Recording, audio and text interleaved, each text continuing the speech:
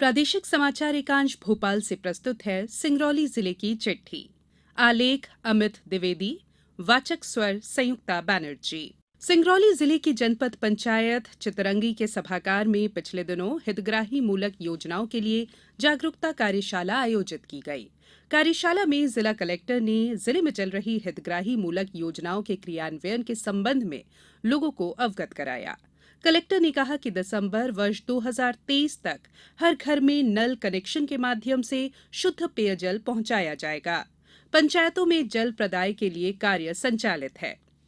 पिछले दिनों जिले में पुलिस वेलफेयर सोसाइटी द्वारा माजिन मोड़ यातायात थाने के सामने संचालित किए जाने वाले पेट्रोल पंप का शुभारंभ रीवा रेंज के अतिरिक्त पुलिस महानिदेशक केपी वेंकटेश्वर राव ने किया।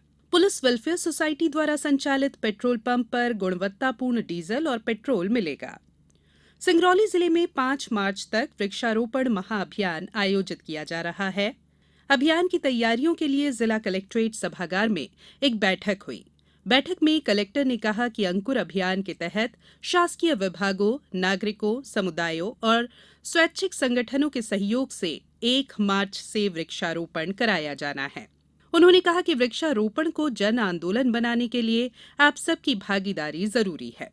कलेक्टर ने कहा कि इस अभियान से जुड़ने वाले प्रत्येक व्यक्ति द्वारा किए गए पौधरोपण का विवरण वायुदूत ऐप पर अपलोड किया जाएगा।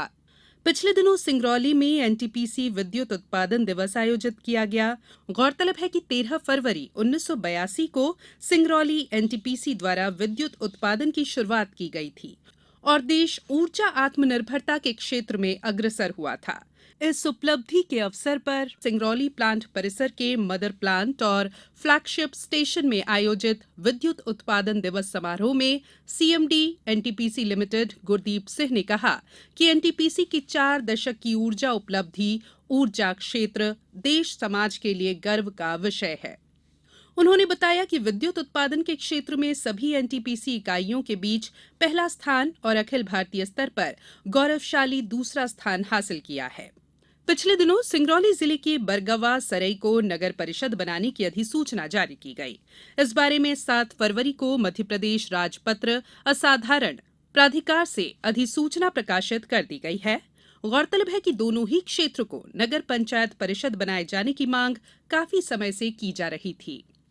सिंगरौली की मिनी रत्न company Northern Coalfields Limited NCL राष्ट्र की ऊर्जा संरक्षा सुनिश्चित करते हुए पर्यावरण, पारिस्थितिकी तंत्र और स्थानीय समुदाय के सतत विकास की दिशा में लगातार प्रयास कर रही है। देश की बढ़ी हुई ऊर्जा आवश्यकता की पूर्ति में एनसीएल अहम भूमिका निभा रही है।